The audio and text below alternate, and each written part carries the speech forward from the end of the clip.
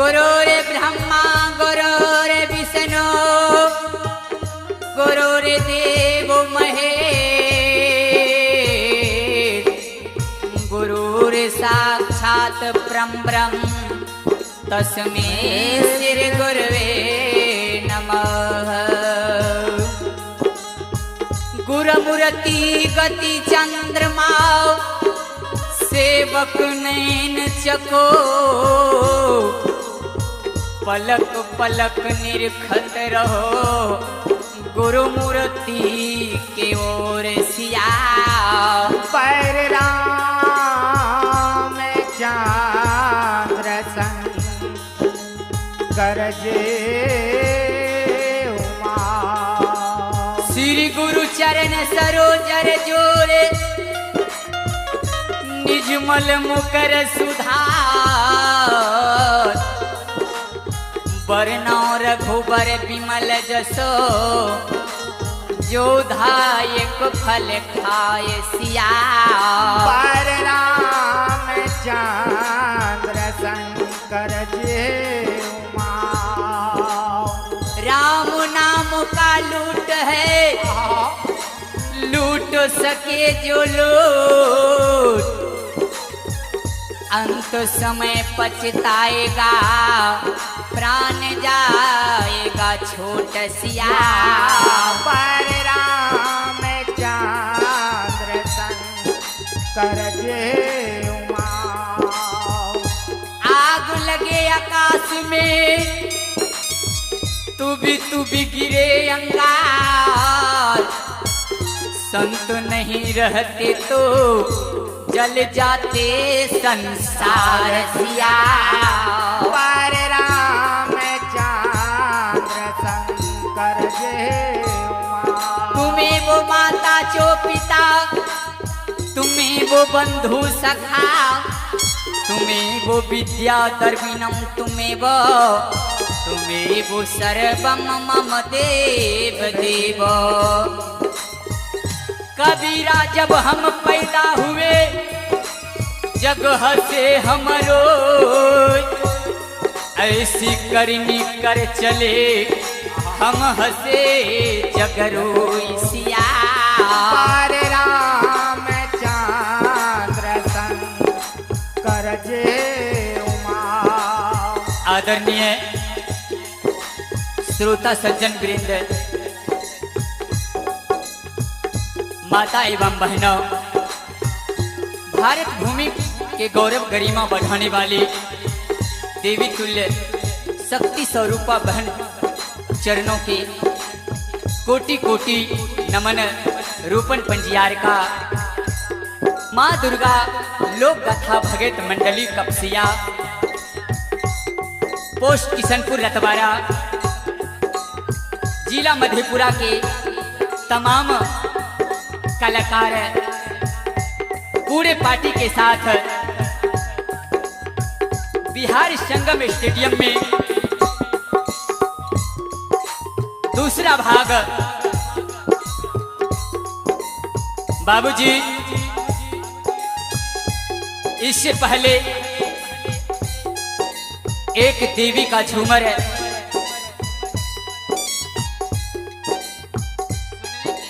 कहने के लिए जा रहा हूं। इसमें जो त्रुटि होंगे बच्चे कह करके क्षमा करने की कृपा करेंगे बाबूजी। आइए कोरस गायक में अमित पंजियार और कोरस दूसरा रूपेश कुमार यादव। मेरा गुरु श्री महेंद्र पंडियार है। मेरा पिता का नाम आनंदी प्रसाद रजक।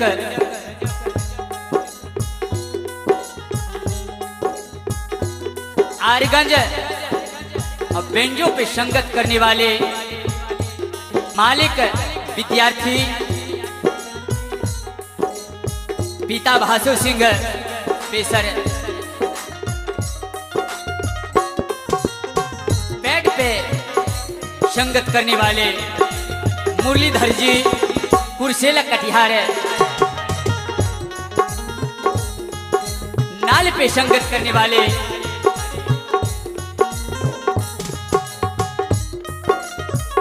जोगिंदर शर्मा व साथी सुनील पासवान, सहयोगी हमारे सहयोगी बनारसी बाबा गरम हरियो, सहयोगी नंद किशोर बाबा इदमादी, सहयोगी ग्राम लश्करी सभापति सियालाल बाबा, साथी सहयोगी कैलाश ठेकेदार है,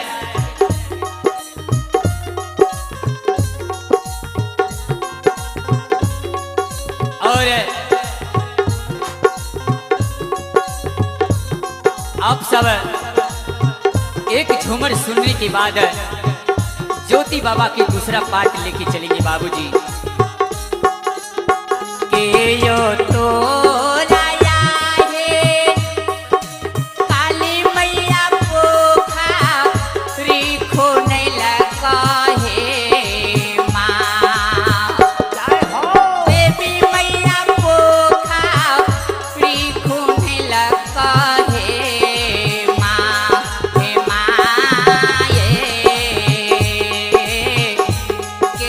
तोरा बनला का पोखरी के पानी।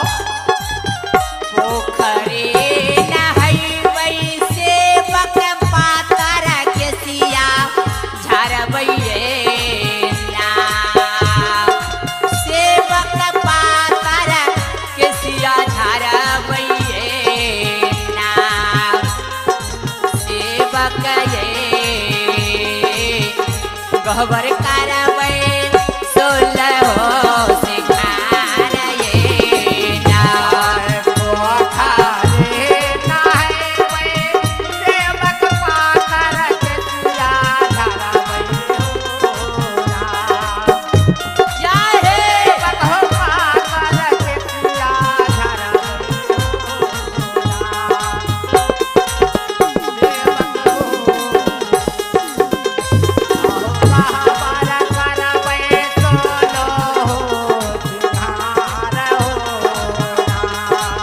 भूललो भगतिया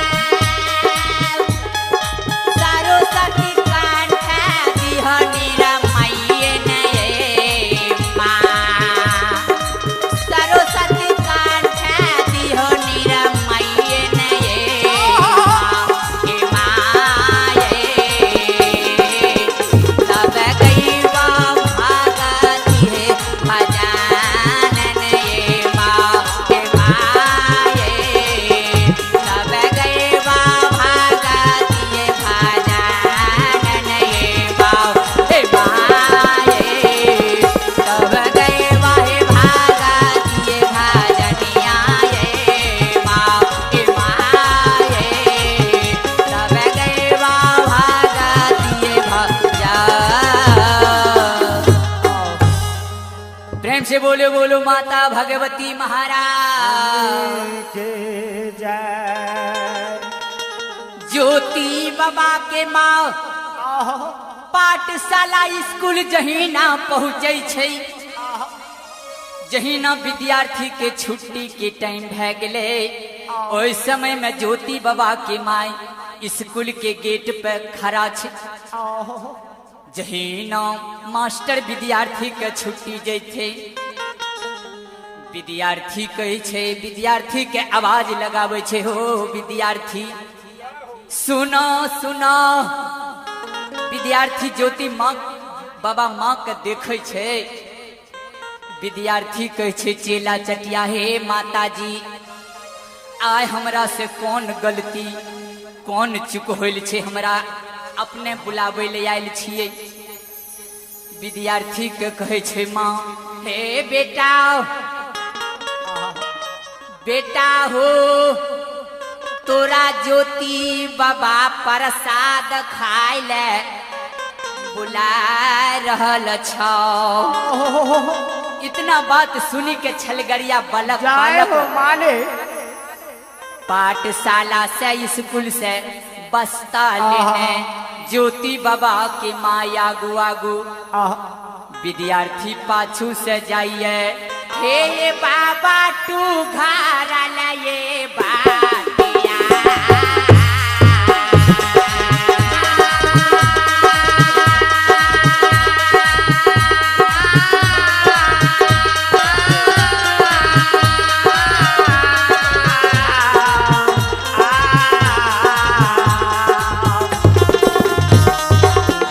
ये बाबा हो तो घारा लबातिया। ये यमा मैया तू घारा लाए बातिया। अब तो चलिए भेले आमा आहे चल के पाका चलाए सगुला है।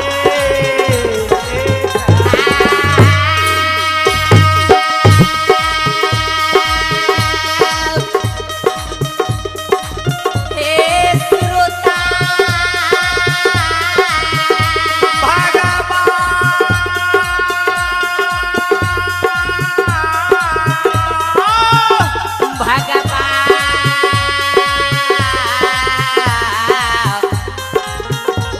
भगवान ये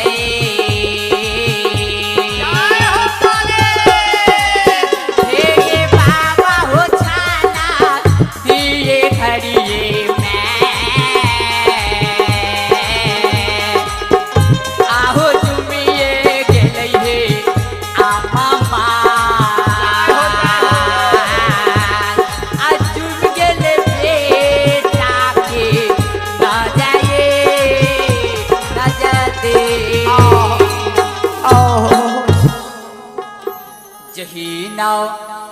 ज्योति बाबा के आगे जाय छे चटिया, दोनों हाथ जोड़ के प्रणाम करे छे। बालक के ज्योति बाबा कहे छे, रे बालक जय हो माले। तोरा से कोनो गलती नहीं होल छे, आओ तोरा एक एक लड्डू देबो। आओ हमरा दुआरी पे भिक्षु ब्राह्मण आयल छे, ओई भिक्षु ब्राह्मण के तोय आई पोपीपुर सीमान से दोसर सीमान दे आबो। आओ कहे छे बाबा आओ ई तो हमरा बामे दहिना के काम छी, अपने पहने हमरा लड्डू दियो न। जय हो। जही न लड्डू के नाम सुनै छे, आओ बाबा एक एक लड्डू विद्यार्थी के दे दिलके। आओ और कहे छे, हो बालक जो तू बाबा के सीमाना के पार के देबो तो फिर ये भो फिर तोरा लड्डू देबो दू दू गो। जय हो जय हो। बालक भगवान के माया कहीं धूप कहीं छाया। आओ बालक लड्डू के लालच में बाबा के जाय के कुत्ता से ले लावे छे। आओ केना का बाबूजी कुत्ता या ढेला बाबा के मारे छे। बाबा पीछे जाय रहल छे द्वार से। जय हो माले। जही न पोपीपुर गोरसार के पार भे गेले, आओ ओई पार में पीपल के गाछ रहे, ओई पीपल के गाछ में बाबा खड़ा भे गेले। आओ वहां से बाबा कहे छे विद्यार्थी चेला के, हो बालक जय हो। तू किया हमरा मारे के भगावे छो, आओ तू जरा हमरो ते बात के सुन लियो। आओ जही न बात के सुने छे, कहे छे बाबा अहाँ बोलू। आओ कहे छे किया तू हमरा मारी के भगावे छो। आओ कहे छे, हो बाबा तोरा मारे के लिए हमरा दू दू मिठाई मिलल छे, जय हो। किया न तोरा भगाए देबो। आओ कहे छे, हो बालक आओ तोरा दू दू गो मिठाई में हमरा बहाय दिल है। हम जो तोरा 5 गो मिठाई देबो तो तू केकरा इने घुर जेबा। बालक के बाबूजी बुद्धि नहीं हुए ओते। जही ना 5 गो मिठाई के नाम सुने छी कि बाबा अहाँ अपने दियो, अहाँ का अब नहीं भगाए। बाबा के बोल सुन के बालक संतुष्ट भे गेले। जय हो। अब हमरा 5 गो मिठाई ते देवे करते बाबा, कुछ खाए लेबे, कुछ माय भाई पिताश्री लेके चल जी। आओ बालक के बोल सुनैया गुरु महाराज। अब बालक के 5 गो मिठाई दे दिल के। जय हो। और जही न बालक के 5 मिठाई बाबूजी दे दिल के, तही न बालक रास्ता के धैल के। फिर महावीर बजरंगबली सोचे छे 14 पोथ गोसाई वो बाबा के। ओ बाबा के छे, हे हो बालक घुरा घुरा जे तोरा बहन छ ओकरो लिए संदेश तोरा देबो। कहे बाबा उ तो अपने पहुंचल पुरुष से, उ तो रोज डाला के डाला मिठाई प्रसाद डेली बांटे छे, तो ओकरा की देबो।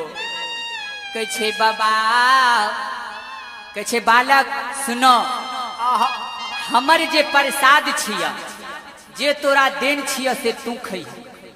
जे प्रसाद हम बाबा के नेति देबा, ज्योति के नेति देबा, वो ज्योति के तू प्रसाद नहीं खइहा। बाबा अपन झोली से उजला चद्दर के निकाल के फाड़ी के वही में लिखे छे बाबा ने अपन नाम गाँव की ज्योति। बाबा बरेला चौर में कॉल करने रहे, जाओ बाबा हमरा जांचे ले जेबो जरूर चीन्ह लेबा। आ तखन ये कह दिन रे हो ज्योति बाबा हो ज्योति जो चिन्ह जेब 12 घंटा के दुख देब जो नहीं चिन्ह 12 बरस के बिना अन्न बिना जल बिना जूड़ी बिना छाह के माता पिता के सिर जल शरीर जे छ पूरा शरीर में ब्रह्म आग लगाए देबा जय हो बाबा के इतना गुबानी कह के तब बाबा गेल रहे जांचे ले ज्योति बाबा वो उजला चादर में लिखे छे हो ज्योति की लिखे छे देख लिया तोरो भक्ति ओई में बाबूजी 5 मिठाई दे के बहन दिल के लिख दिल के अपन तो जे नहीं चिन्हल हो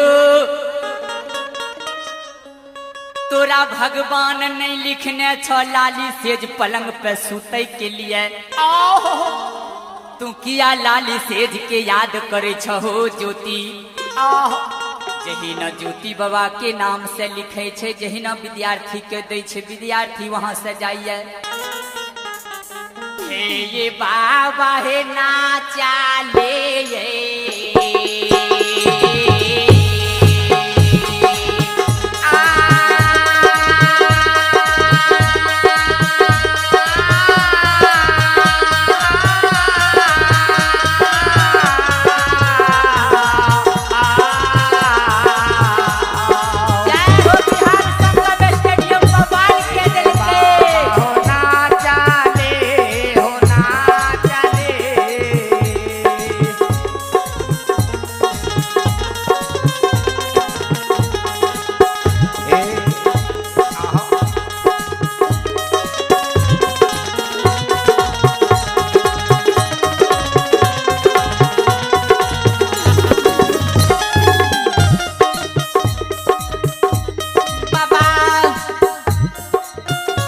यही ना प्रसाद के लालच में नाचल कूदल बाबा के नजदीक पहुँचे छे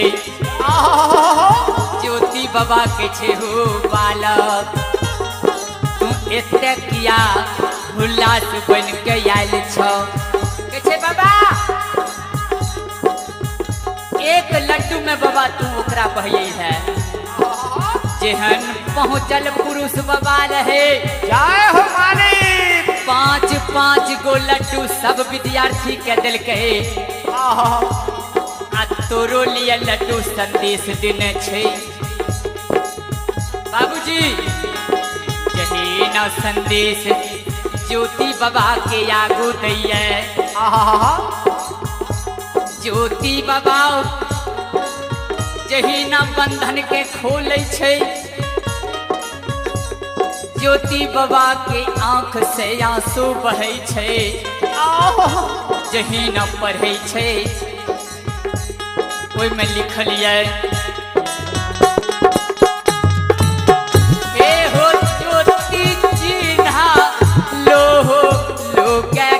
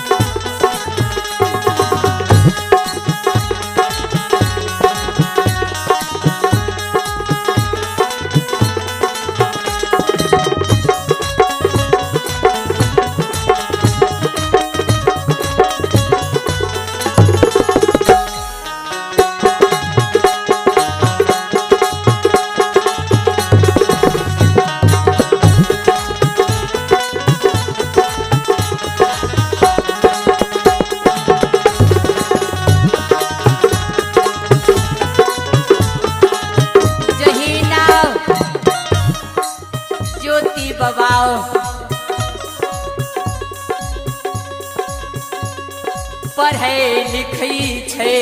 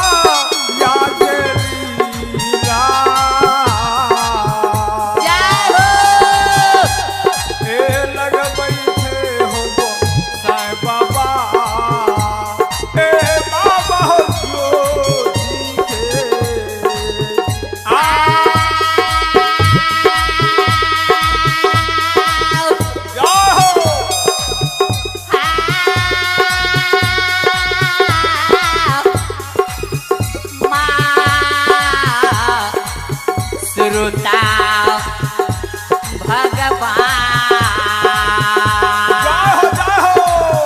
हे ये बाबा माया के लीला आहो लगबई हो गोसाई बाबा आहो लगबैया को पिए पूरा ये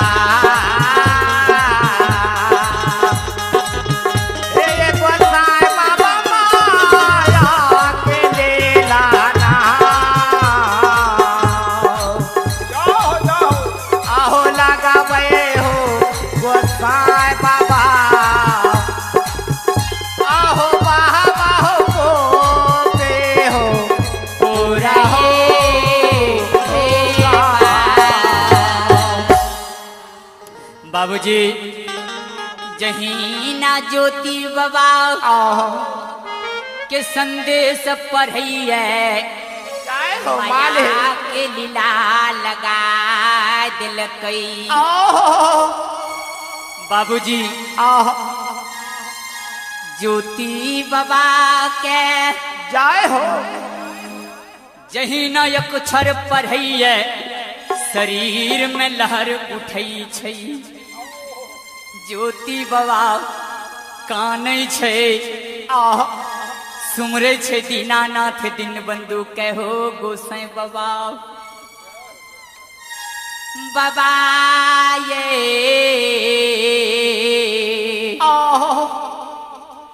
हे बाबा हे हो बाबा काते हो दुख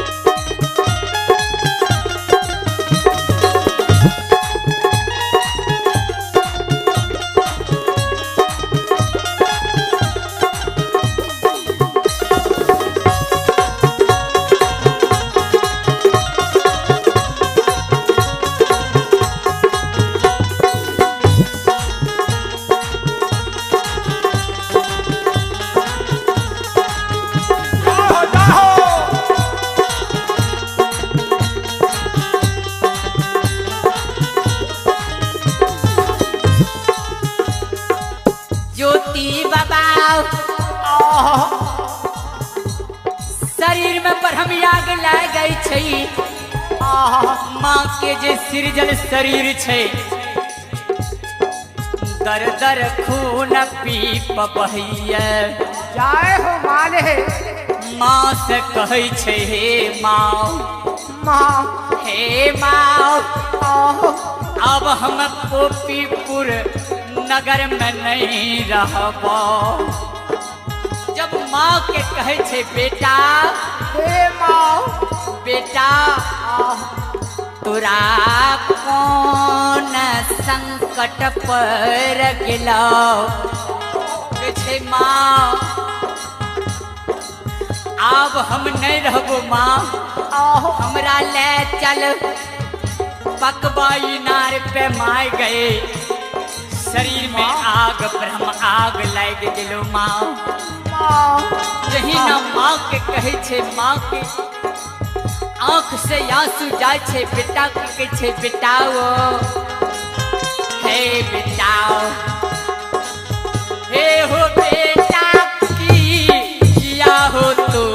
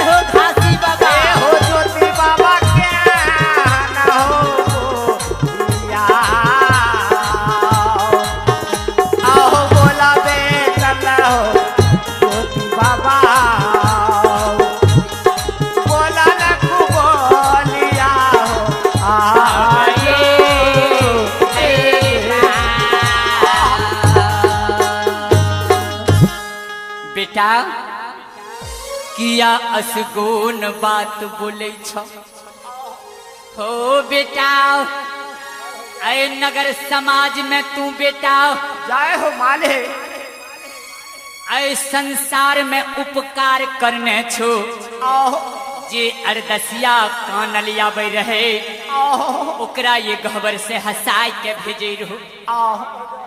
हे ज्योति बेटा किछे माँ, अब हमरा शरीर में माँ पर हम याग उठे छो माँ, ऐ नगर समाज में माँ नहीं रहबो माँ, हमरा ले चल पकवा इनार जल्दी नहावे के लिए। माँ हाथ में बाल्टी उघैन लेके पकवा इनार पे जही ना पहुँचे छई, जय हो माले, जही ना इनार से पानी माँ भर के अब बेटा के शरीर पे दैये, बेटा के ब्रह्म आग बरका बरका फोका उठी, वो फोका के देख के माता के बाल्टी कहाँ चल गई। वो पकवा इनार पे बाबूजी ज्योति बाबा की माँ के देख के हदास से चार चीत गिर गले मुरझाए के, ज्योति बाबा के शरीर में बाबूजी बड़ा बड़ा फोका हो गले। जय हो माले, रूप में जाय के माँ के उठावे छे, हे माँ तोरा से कोई गलती नहीं हुई छ माँ, गलती हमरा से हुई छे, हे माँ, हे माँ चलो चलो धर्म के गहबर में जाए के माए,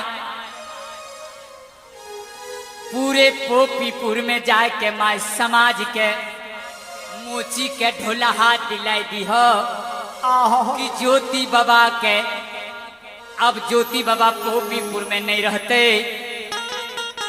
बेटा माँ के छे बेटा तू कते जीभ के छे, हे गे माँ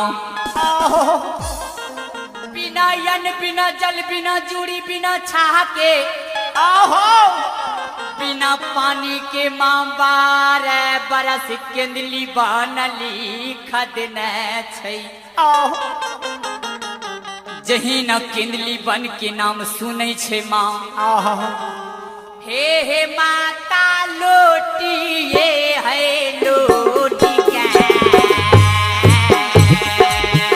ए माता ये लोटिए हो लोटिया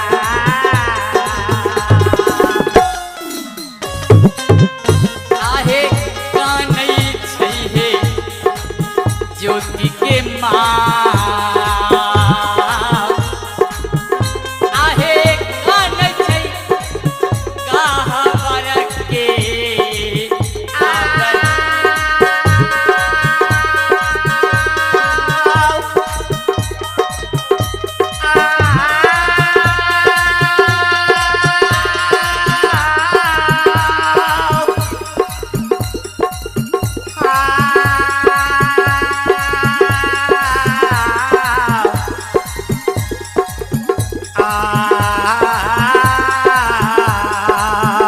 जय हे माय बिसहरी फुलहरा के।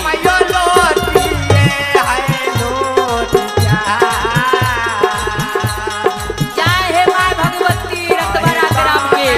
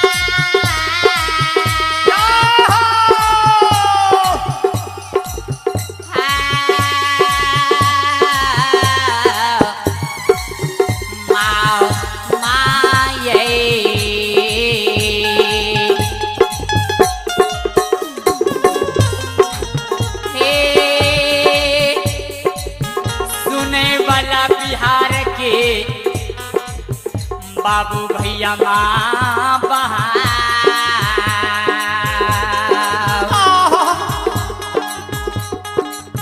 हे हे माता लोटी ये है लोटी के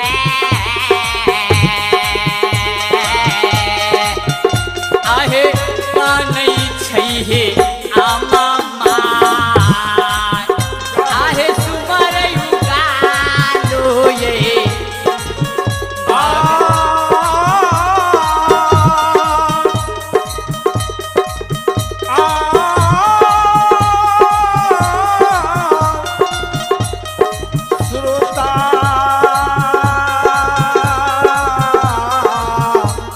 जय हो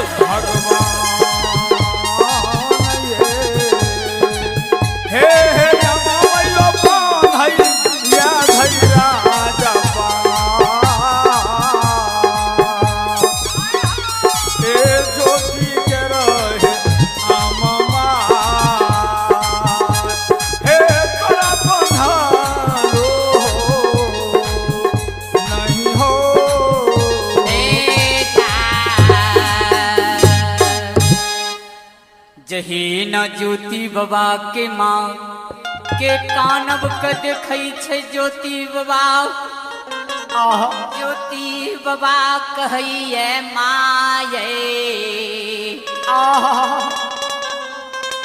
हे माँ हरवा 4 तुलसी के दौल ले ले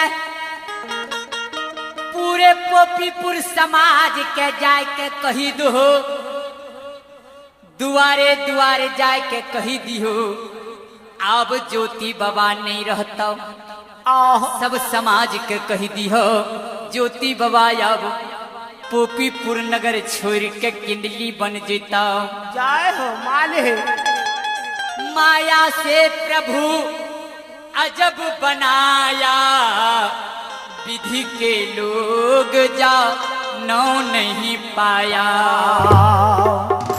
तुलसी पक्षी के पिए घटे ना सरिता नीर, दान दिए दन नाही घटे जो सहार घुबीर सिया। पर राम चंद्र शंकर जी माँ अरबा चार तुलसी के दौल लेके चल दिल के माँ कहिए बेटा हो, बेटा के छे माँ ये है माँ पूरे समाज के निमंत्रण दे दी हो कि ज्योति बाबा नहीं रहते। हे माता तू घर लहे बाटिया, हे माता ये तू घर लहे बाटिया।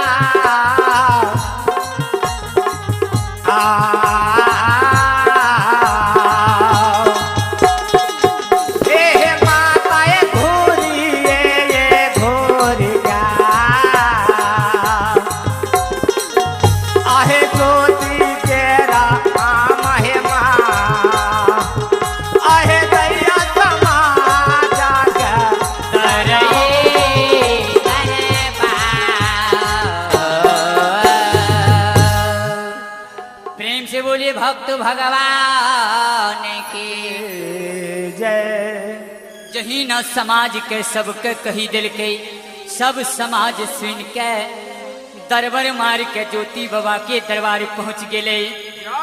जही न दरबार पहुँच गए ज्योति बाबा सब समाज के कहे छे हो समाज भाई हे श्रोता भगवान माय हमर 60 बरस के छे, पत्नी 16 साल के छे, 60 साल के जे हमर माय छै अपने पूरे समाज के लोग माय के सेवा में लग जेबै। माँ समाज बाबा के समाज कहे छे हो बाबा अपने ई पोपीपुर नगरी के छोड़ के कते चल जेबा। ज्योति बाबा कॉल जोड़ के समाज के कहे छे हो बाबा हमारा पार बड़ी सयान बिना जाल के बारह बरस किंदली लिख देने छै। हे श्रोता भगवान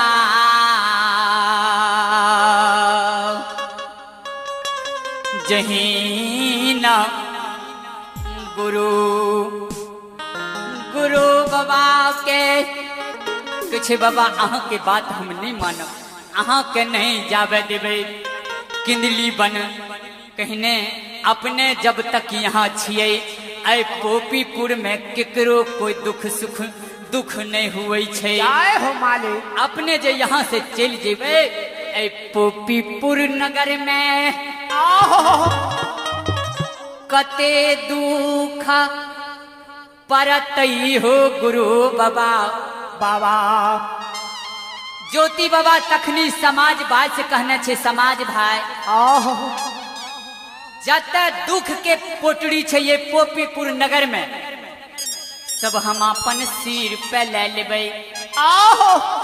जे सुख के पोटड़ी छे अहाँ के समाज के गहबर में रख देबै। जय हो अहाँ जय हो। सबके एक पल ने बाबूजी दिक्कत है। ज्योति के माँ के आंख से आंसू जाय छे ज्योति बाबा के कहे छे हो बेटा हम त रह जेबा 3 दिन नहीं भेल छ गौना कराय के ले अइल छ। 3 दिन नहीं आयल छ गौना करायल नहीं होल छ तू पत्नी के छाह नहीं देखने छो तू कह छो पोपीपुर के जतरा बनेबे किंदली बन जेबे। जय हो माँ के कहे छे हे माँ इतना गो बात जरूर सुनियो कि हमरा पोपीपुर छोड़ के किंदली बन जाना छे। समाज सुन के अपन जगह अपन गांव चल गेले। ज्योति बाबा 4 बजे सुबह में निकल जेते। ज्योति बाबा के माँ कहे छे हो बेटा तोर कै बजे समय छ जाय के। माँ के कहे छे हे माँ आय रात्रि के समय 4 बजे हम माँ ऐ संसार से छोड़ के पोपीपुर छोड़ के किंदली बन जेबे। हमरा ये कोढ़ी शरीर में कोई समाज नहीं देखे। ओई समय में जेबे सास पुतहु बाबूजी विचार क्या लेलके जय हो ऐ रात भर स्वामी के जोग लेबे। स्वामी हमर किंदली बनने जेते। स्वामी के पोपीपुर सीमान पे जाय के झोपड़ी गाड़ के किंदली बन बनाए के सेवा सत्कार करबे। सेवा में लीन होइबे।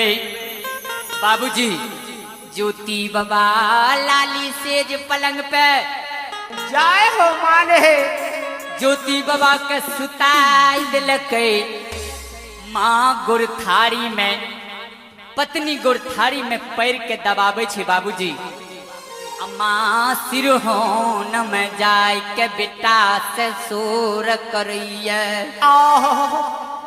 बाबूजी 3 पहर रात बीत गेले। चौथा पहर बीते में चौथे पहर में जहीना नींद दोनों का नहीं आबैया। महावीर बजरंग बली जहीना ध्यान से देखे छे आहा। ज्योति बाबा लाली सेज पलंग पर सुतल छे। ज्योति बाबा महावीर बजरंगबली नींद की पोटड़ी लेके आबी के ज्योति बाबा के घबर में छिटे छे। कोना छिटे ये बाबूजी? जना का हे ये बाबा ब्राह्मण के हो रो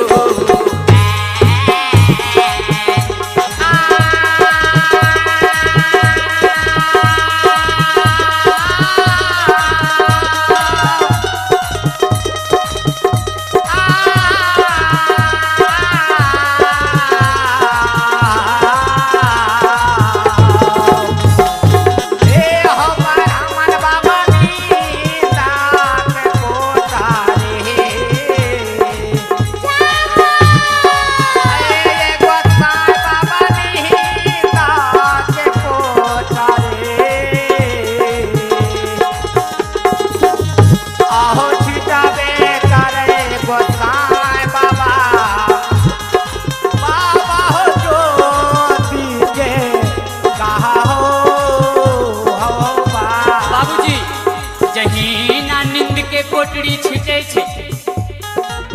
जय जगह ज्योति के माय रहे वही जगह नींद में अलसाई गेले। जहाँ ज्योति बाबा के पत्नी रहे वही बिस्तर पे नींद में सोई गेले। ज्योति बाबा के कान में आवाज दे छे, हो ज्योति तोरा लाली पलंग से लिखल छो जे तू लाली पलंग पर सुतल छ। उठा उठा तोर त लिखल छ केंदली बन, तू किया शौख से लाली पलंग पर सुतल छ। ज्योति बाबा के आवाज कान में जाइए। जही न पत्नी के देखे छे नींद में आलस छे, नींद में विभोर छे। माँ के देखे छे नींद में विभोर छे। ज्योति बाबा पलंग पर से धीरे धीरे पाँव के नीचा उतारे छे। जही न ज्योति बाबा जाइए घर से जही न निकले छे बाबूजी, दरबार पे कोयली चिड़ै रहे हो।